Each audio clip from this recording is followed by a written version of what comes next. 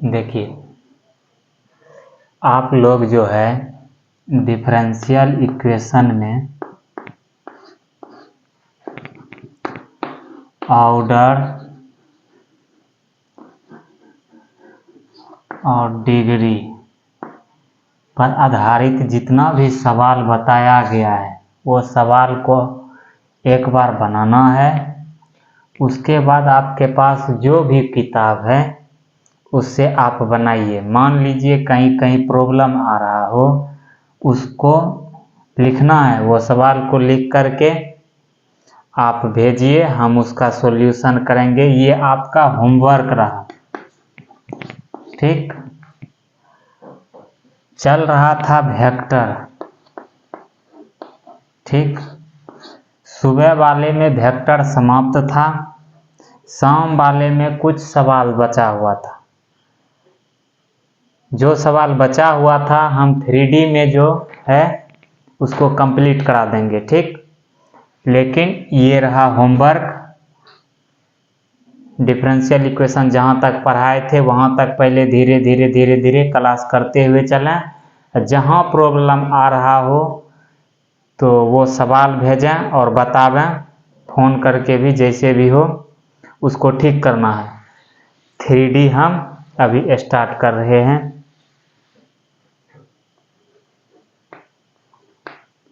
Three D geometry.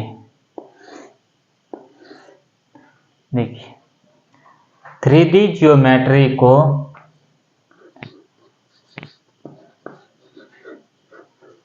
Three dimensional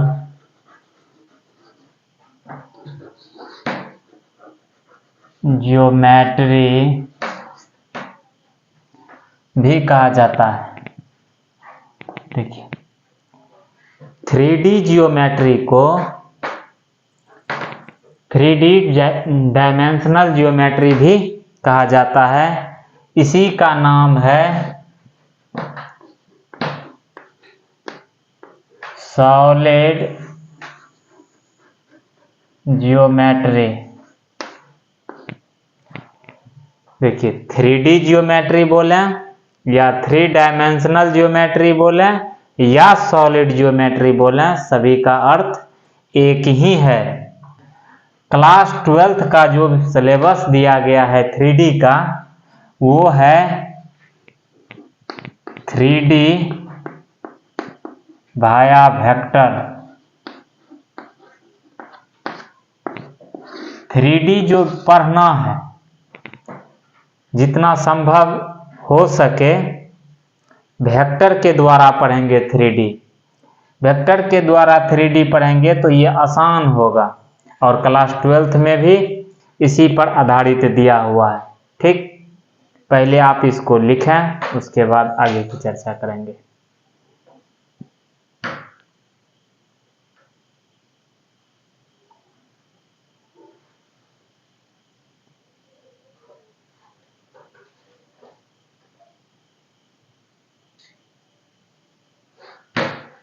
three dimensional geometry.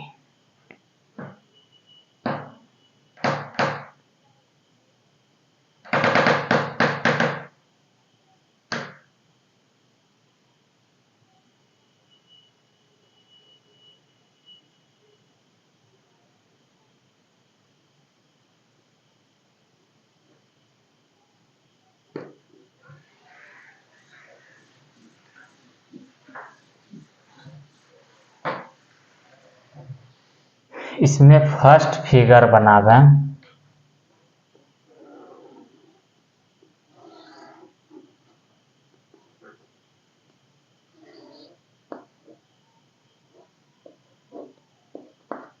इसे कहते हैं एक्स एक्सिस, इसे कहते हैं वाई एक्सिस, इसे कहते हैं जेड एक्सिस, और ये ओरिजिन है। ये सब आपस में सभी अक्ष 90 डिग्री का कोण बनाता है। इसको बोलते हैं ओरिजिन, मूल बिंदु। एक्स अक्ष, वाई अक्ष, जेड अक्ष, ओरिजिन। एक्स अक्ष और वाई अक्ष के बीच का कोण 90 डिग्री। जेड अक्ष वाई अक्ष के बीच का कोण 90 डिग्री। जेड अक्ष एक्स अक्ष के बीच का कोण 90 डिग्री। चलिए इसको लिखिए।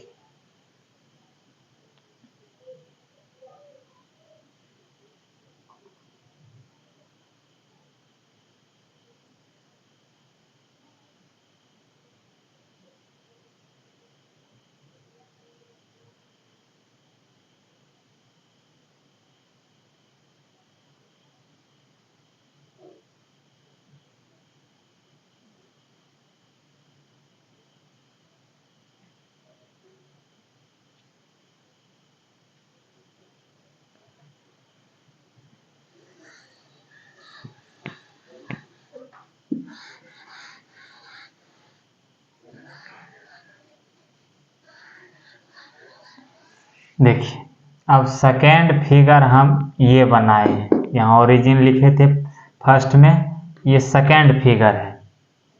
देखिए आप क्या देख पा रहे हैं, ये एक्स अक्ष है, ये वाई अक्ष है। तो ये जो एरिया बना, इस एरिया को बोलेंगे एक्स वाई प्लेन। ये और ये अक्ष दोनों मिलेगा तो वाई जेड अक्ष, सॉरी एक्सिस नहीं, ये प्लेन है, समतल है। X Y plane, Y Z plane, Z X plane. X Y समतल, वाई जेड समतल, जेड एक्स समतल।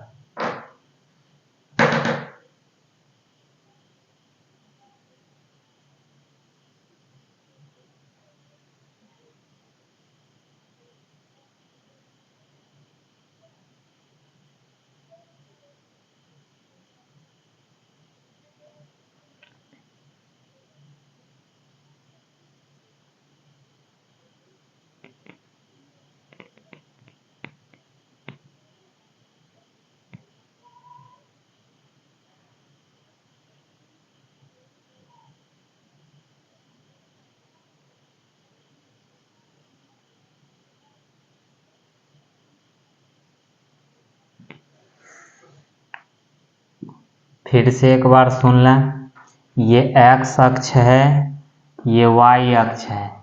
तो ये दो जो क्षेत्र बना, इस प्लेन को क्या बोलेंगे, एक्स वाई प्लेन। मान लीजिए आप यहाँ वाई दे दिए हैं, यहाँ जेड दे दिए हैं, तो ये हो गया वाई जेड प्लेन। ठीक, ये अपनी इच्छा के मुताबिक आप बदल सकते हैं। मान लीजिए हम यहाँ एक्स दिए हैं, एक्स अक्ष लिए हैं, आप यहाँ जेड अक्ष ले सकते हैं।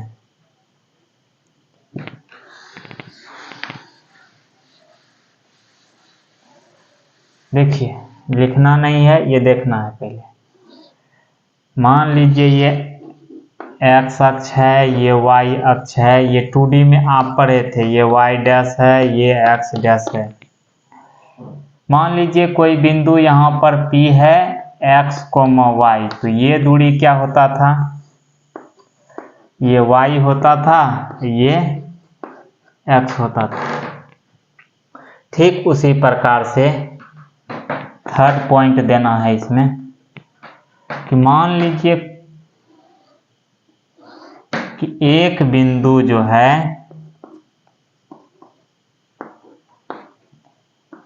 P एक्स वाई जेड है। ठीक, ये ओरिजिन है। इसको कैसे निरूपित करेंगे, देखिए पहले एक्स अक्ष पर कुछ दूरी चला होगा, मान लेते हैं इसका नाम A है।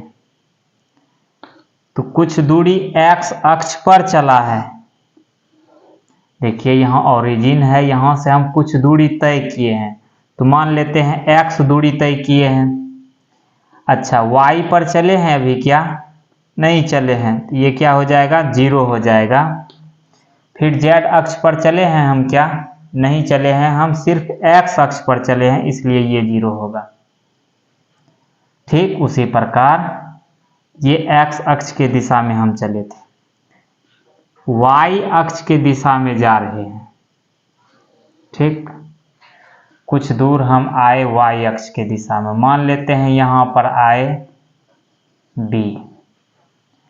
देखिए x अक्ष पर चले हैं x, फिर यहाँ से y अक्ष के समांतर जा रहे हैं। देखिए ये y अक्ष है, y अक्ष के समांतर जा रहे हैं, तो y z अक्ष नहीं चल रहे हैं। देखिए यहाँ पर, यहीं पर समाप्त हो गया है बिंदु, तो z अक्ष पर नहीं चले हैं, तो इसलिए 0।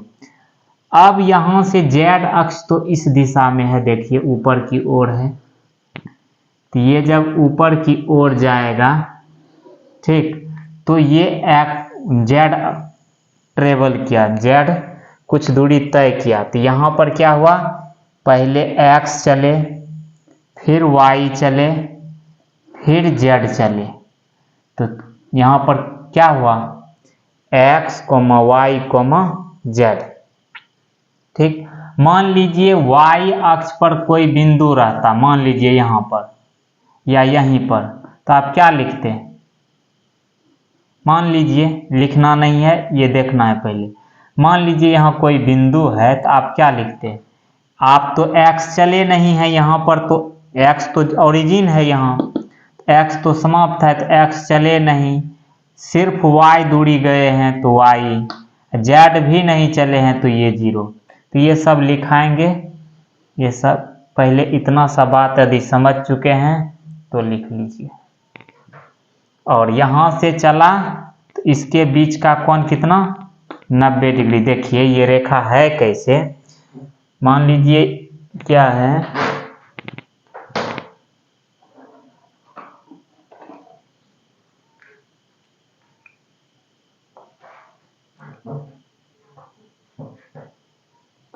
एक ये हुआ y अक्ष, ये हुआ ये हुआ z अक्ष, ये हुआ y अक्ष, और ये हुआ x अक्ष।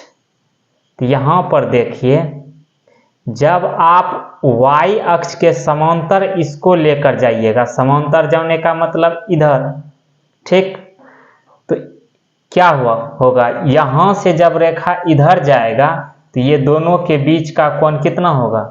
90 डिग्री। वही ये 90 डिग्री है। देखने में भले नहीं लग रहा है कि ये 90 डिग्री नहीं है, लेकिन ये 90 डिग्री है। यह एक प्लेन है, इस प्लेन पर लंबवत है ये, तो ये भी क्या होगा? 90 डिग्री होगा। यहाँ भी 9, ये देखिए देखने में तो लग रहा है कि यहाँ कट रहा है, ये कटा नहीं है, ये सीधा खड़ा है इस प्लेन पर। ये है उधर, ये है इधर, यहाँ से इधर गया है ये बिंदु। चलिए लिखिए,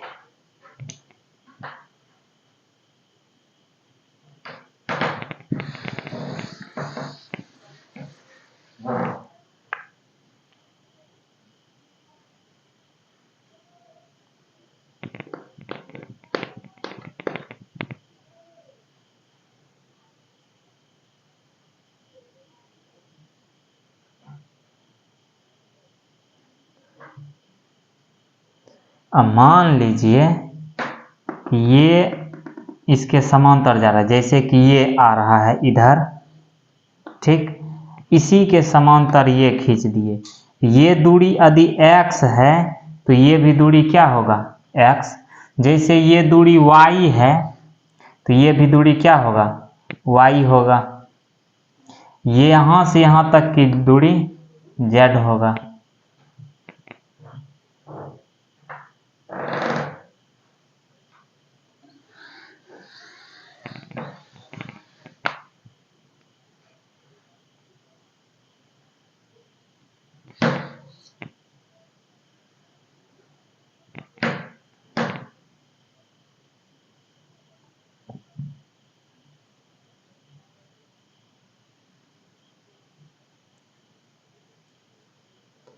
नेक्स्ट पॉइंट लिखें 4th नंबर। जैसे कि ये अभी नहीं लिखिएगा, ये मान लीजिए ये x अक्ष है, ये y अक्ष है, ये y डैश है, ये x डैश है। तो इधर निगेटिव बताता है, इधर पॉजिटिव बताता है, इधर निगेटिव बताता है, इधर पॉजिटिव बताता है। ठीक उसी प्रकार यहाँ भी क्या होगा, पॉजिटिव निगेटिव दोनों बताएगा। वो कैसे बताएगा वो देख।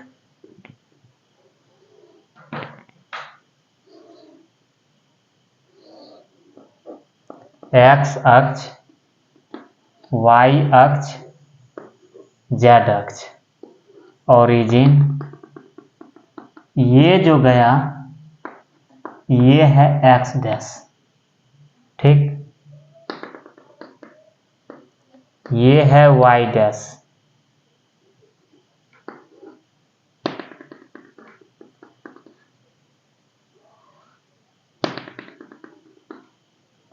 ये क्या है, सॉरी यहाँ है z डैश, यहाँ है y डैश। अब देखिए ये है ओरिजिन, तो ये जो है जहाँ जहाँ डैश लगा हुआ है ये क्या बताता है, निगेटिव को बताता है। ये देखिए किस प्रकार से फिगर बना हुआ है, जैसे कि ये है, ठीक।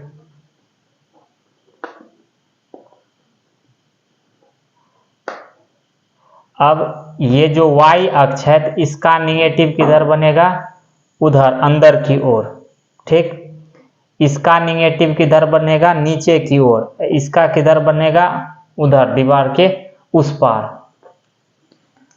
तो ये किधर है, देखिए ये रेखा, ये जो x अक्ष है ये ऐसे होना चाहिए था, ऐसे तो हम बना नहीं सकते हैं रेखा, इसलिए हम इधर अक्ष को खींचे हैं, ठीक। और इसका जो निगेटिव है ये किधर होता, बोर्ड के उस तरफ होता, ठीक।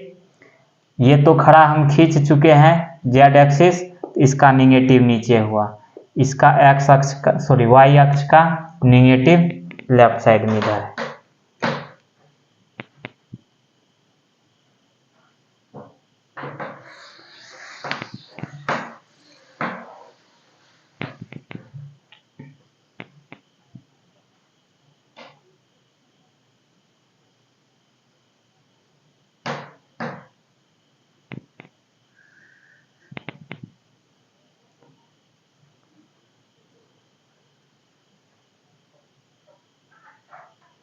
चलिए इसको लिख लीजिए।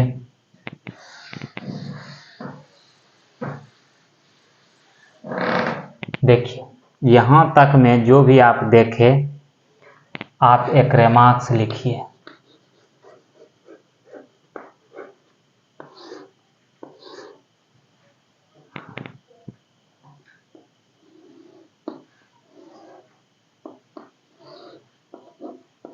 x अक्ष, y अक्ष, z अक्ष, ओरिजिन, इसके बीच का कोण 90 डिग्री।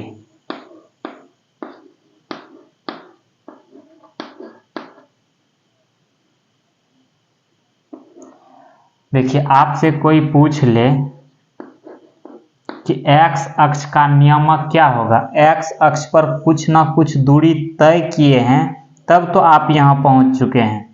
तो मान लेते हैं a दूरी तय किए हैं, या कोई बोलेगा कि हम x दूरी तय किए हैं, जो भी बोल सकते हैं, लेकिन जो भी बोलिएगा सिर्फ x के बारे में बोलिएगा।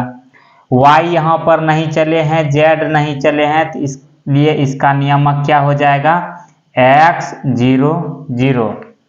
ठीक उसी प्रकार y अक्ष की बात किया जाए तो x तो हम चले नहीं हैं, सिर्फ y चले हैं, ना तो z चले हैं, ऊपर चले हैं, तो 0 y 0, ठीक।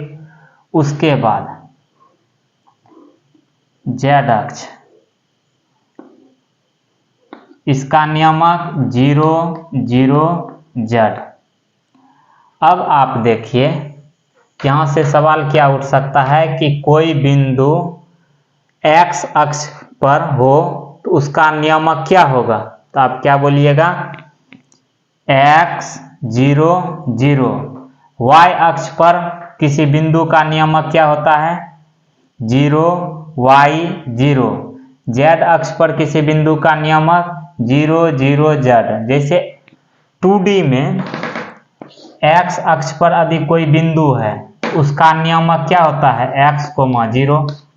y अक्ष पर कोई नियामक लेना है, कोई बिंदु लेना है तो 0, y लेते हैं।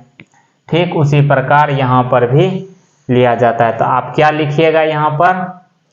फर्स्ट नंबर दे करके इसमें रिमार्क्स में ये पहले फिगर बनाना है, उसके बाद ये बिंदु लिखना है।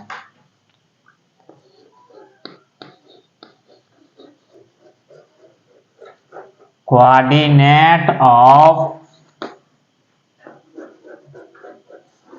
Any point on x-axis is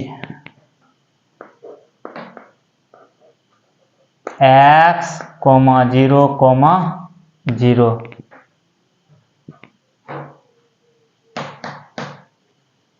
x अक्ष पर कोई बिंदु का नियामक, उस बिंदु का नाम दिए हैं A, क्या होगा? x 0 0।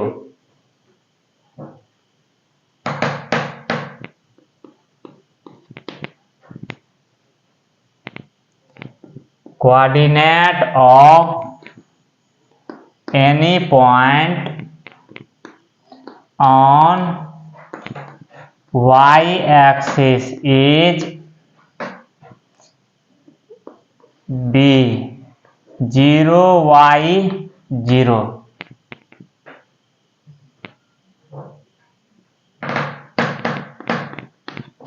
Third, coordinate of any point on z axis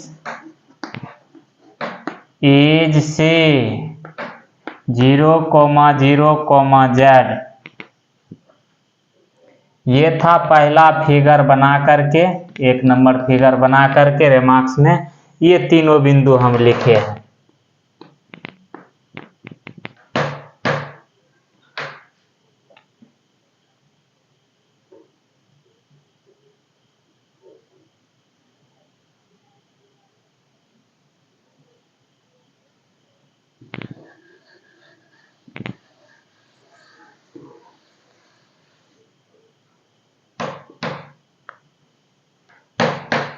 ये सब ऑब्जेक्टिव में पूछता है कि x अक्ष का नियामक क्या होता है। जैसे 2D में आप पढ़े थे कि x अक्ष का नियामक क्या होता है। x अक्ष का नियामक x, 0 होता है, y अक्ष का नियामक 0, y होता है। उसी प्रकार से यहाँ क्या पूछेगा? x अक्ष का नियामक क्या होता है? आप क्या बोलिएगा? x 0 0। ठीक उसी प्रकार से y।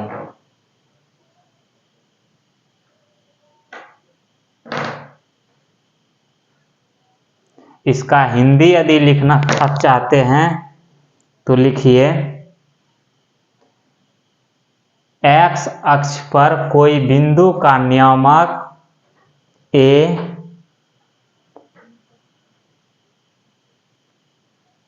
x, 0, 0 होता है।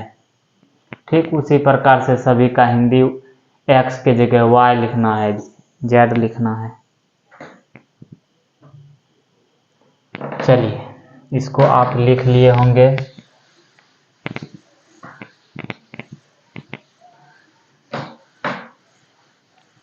ठीक उसी प्रकार से दूसरा फिगर बना हुआ रिमार्क्स में ही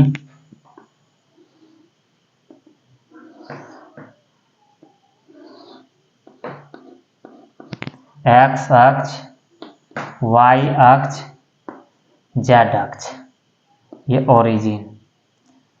देखिए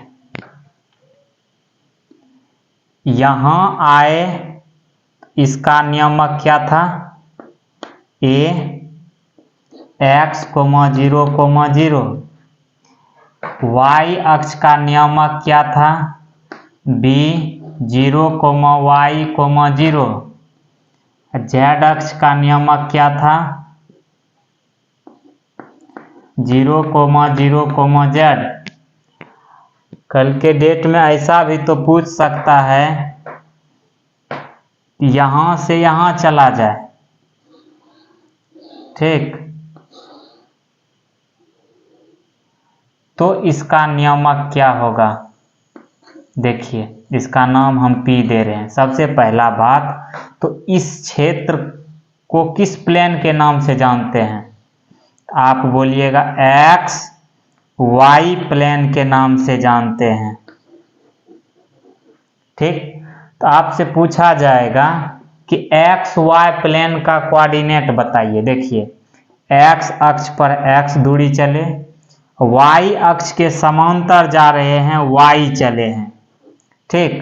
तो यहाँ पर क्या हुआ, एक्स चले वाई चले, जेड चले क्या, नहीं चले तो 0। तो आप क्या बोलिएगा, एक्स वाई प्लेन का कोऑर्डिनेट x, y, 0 होता है, ठीक। उसी प्रकार वाई जेड प्लेन का क्या होगा कोऑर्डिनेट, मान लीजिए x तो चले ही नहीं हैं, y चले हैं और z चले हैं, तो ये क्या है, ये हम z चले हैं, ये y चले हैं। इस प्लेन का नाम क्या है, इसका P दिए हैं तो ये R दे देते हैं। x बिल्कुल नहीं चले हैं, देखिए y चले हैं, देखिए यहाँ पर x बिल्कुल नहीं चले हैं, ओरिजिन पर हैं तो ओरिजिन पर ही रह गए।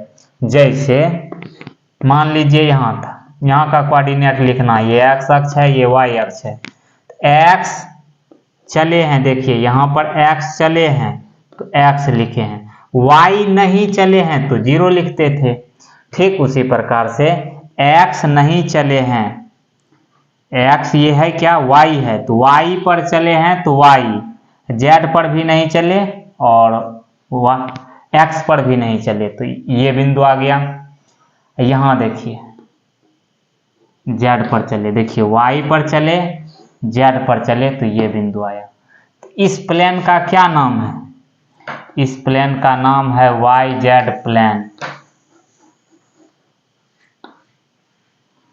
आपसे पूछा जाएगा कि वाई जेड प्लेन का कोऑर्डिनेट क्या होता है, तो आप बोलिएगा 0, y, z, ठीक। उसी प्रकार से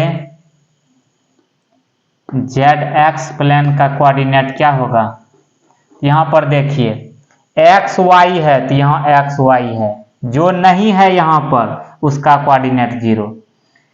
जो यहाँ देखिए ये कौन सा प्लेन है, वाई जेड प्लेन है तो वाई जेड ही रहेगा, एक्स नहीं है यहाँ तो वो 0 होगा, ठीक। उसी प्रकार से यहाँ क्या हो जाएगा, इसका कोऑर्डिनेट, इसका कोऑर्डिनेट का नाम दे देते हैं t।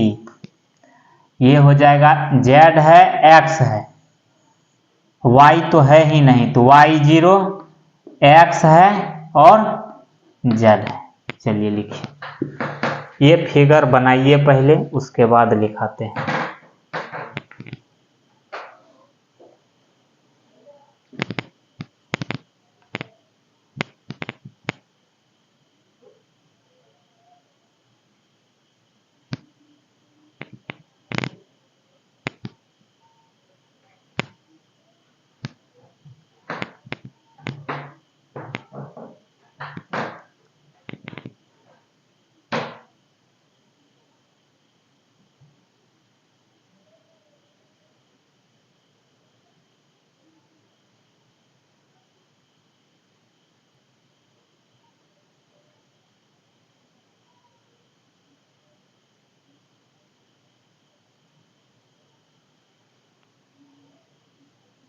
देखिए इसमें पहला पॉइंट लिखना है,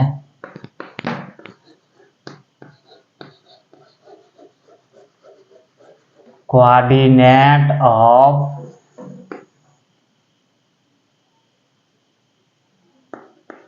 एक्स वाई प्लेन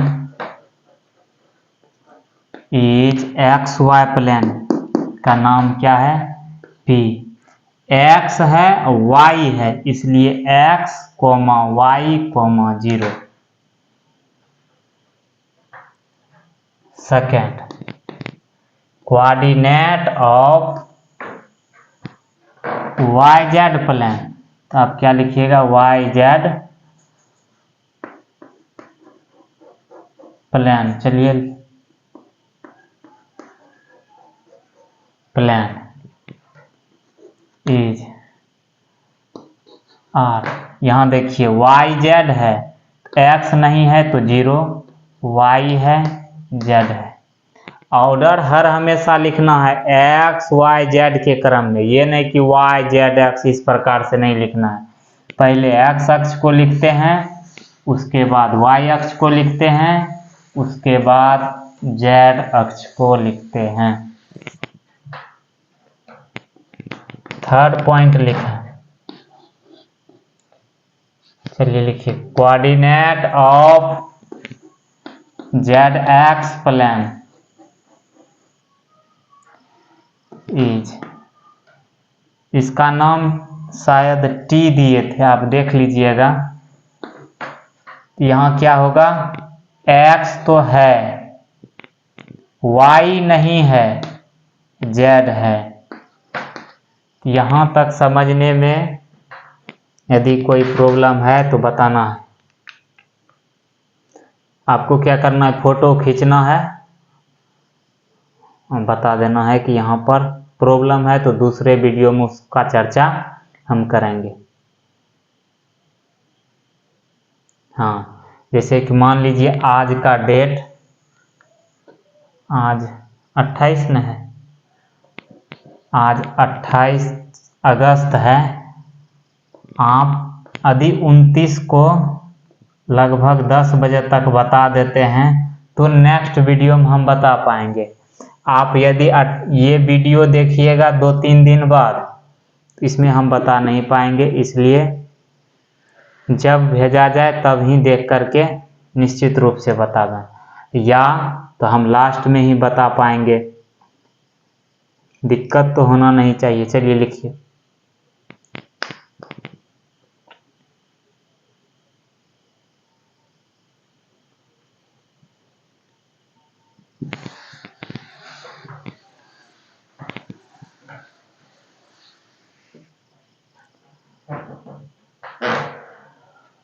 थ्योरम लिख,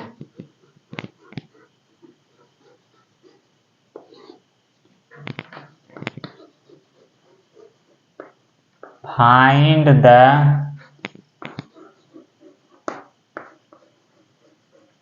डिस्टेंस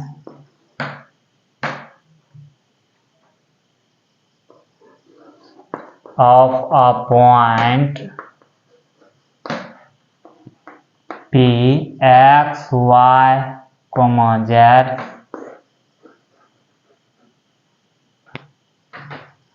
from the origin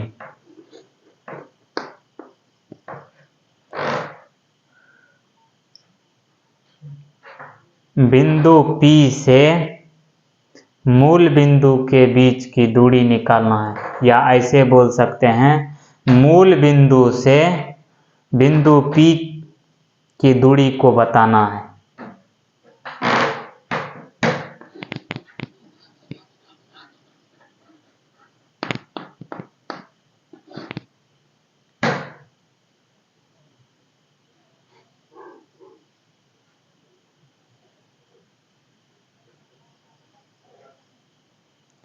इसका सॉल्यूशन देख,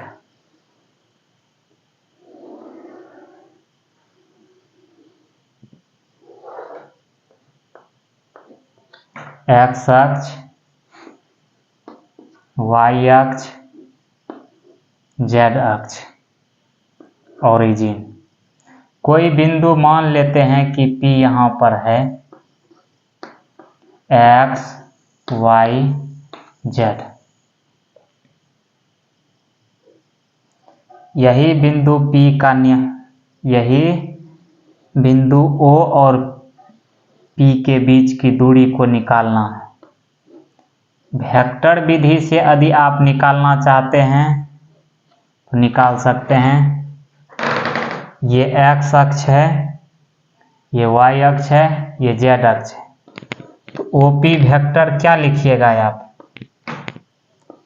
xi plus yj plus zk लिखते हैं। यदि आप ये नहीं करना चाहते हैं तो दूसरा भी तरीका है।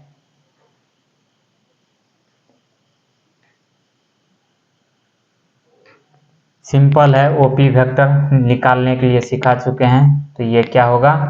OP vector. ये बीच की दूरी निकालना है। क्या करते हैं? इस वेक्टर का मैग्नीट्यूड ले लेते हैं। तो मैग्नीट्यूड मतलब OP के बीच की दूरी।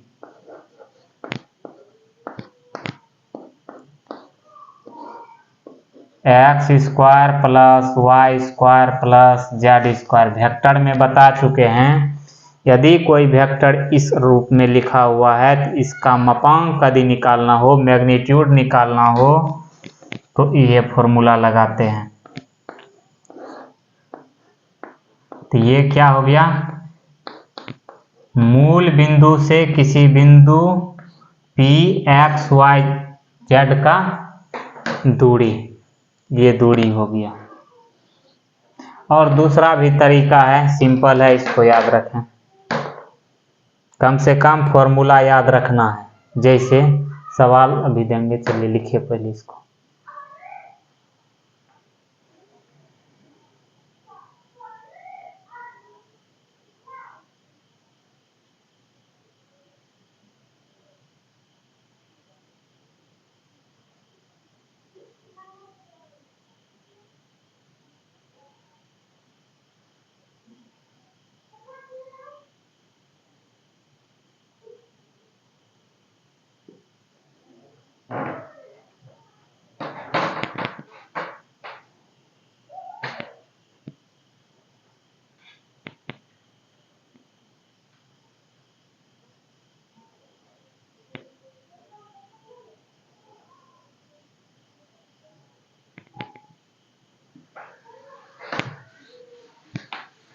देखिए, जैसे क्लास 10th में आप पढ़े थे मूल बिंदु से किसी बिंदु के बीच की दूरी, तो OP बराबर वहाँ क्या पढ़े थे?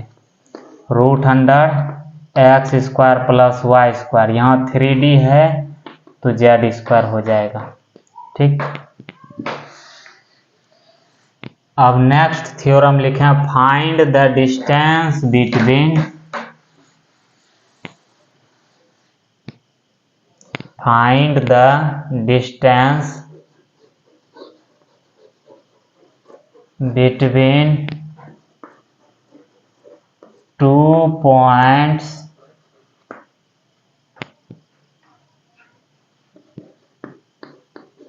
x1, y1, z1 and bx2, y2, z2। दो बिंदुओं के बीच की दूरी ज्ञात करें। कम से कम फॉर्मूला याद रखते हुए चलना है।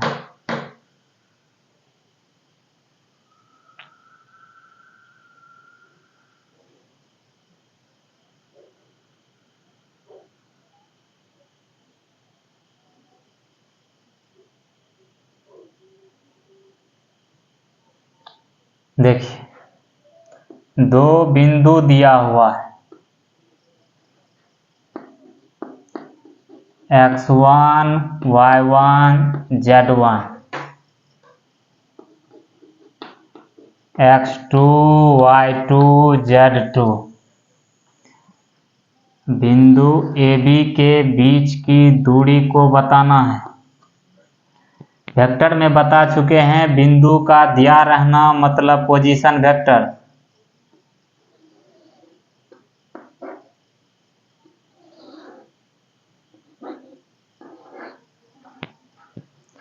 तो वेक्टर AB कैसे लिखेंगे? x1i y1j z1k OB vector x2i y2j plus z2k।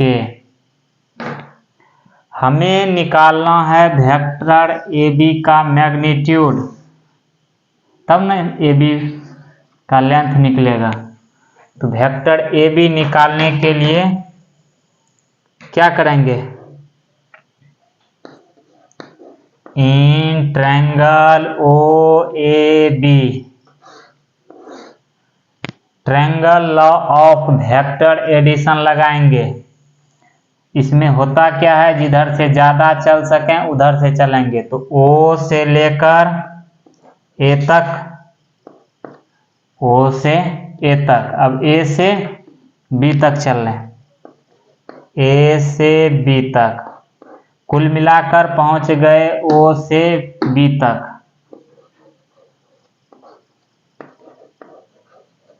AB बराबर OB माइनस OA।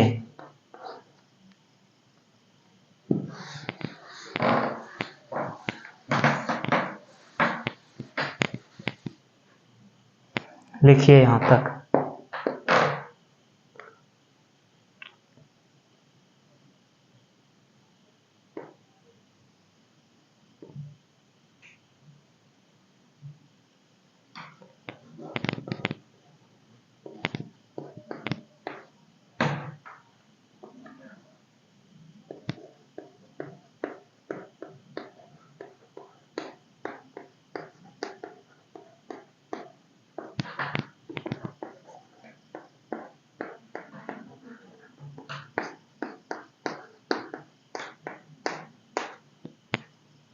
देखिए OB वेक्टर है माइनस OA वेक्टर, तो OA vector OB vector minus OA vector. I वाले को I के साथ काम करना है, क्या हो जाएगा? x2 minus x1i plus y2 minus y1j। देखिए यहाँ भी j है, यहाँ भी j है, घटाएंगे तो ये j कॉमन आ जाएगा, प्लस z2 माइनस z1k। ये सब आप फिजिक्स में भी पढ़े हैं, मैथ में भी पढ़ चुके हैं। वेक्टर AB का मैग्नीट्यूड लेना मतलब AB के बीच की दूरी को बताना। हमसे AB की बीच की दूरी पूछा गया था, तो AB बराबर मैग्नीट्यूड ऑफ वेक्टर AB। कोई वेक्टर दिया गया है, उसका मैग्नीट्यूड निकालना है। I के कोफिशिएंट के स्क्वायर जोड़ y j के कोफिशिएंट का स्क्वायर जोड़ k के कोफिशिएंट के स्क्वायर करते हैं। x2 माइनस x1 का स्क्वायर, y2 माइनस y1 का स्क्वायर, z2 माइनस z1 का स्क्वायर।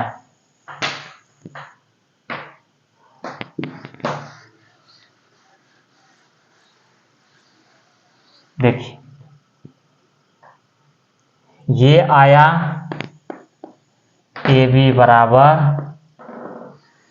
√100 x2 माइनस x1 का स्क्वायर, y2 माइनस y1 का स्क्वायर, z2 माइनस z1 का स्क्वायर।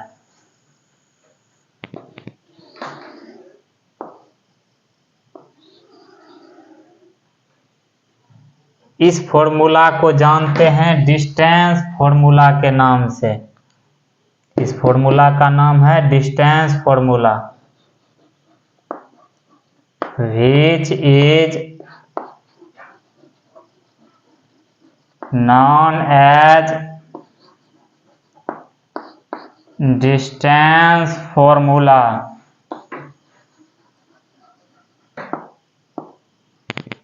दूरी सूत्र के नाम से जाना जाता है। देखिए आज यहीं तक रहने देते हैं। यदि पढ़ाने का स्पीड ठीक है तो वो भी बताना है, यदि स्पीड ज़्यादा है तो वो भी बताना है, कम है तो भी बताना है, उसके मुताबिक काम करेंगे। ठीक है, जो भी दिक्कत हो बोलिए। आज से स्टार्ट हो चुका है, लेट 2-4-5 दिन हो गया, अब से लेट नहीं होगा, रेगुलर क्लास होते रहेगा। चलिए, धन्यवाद।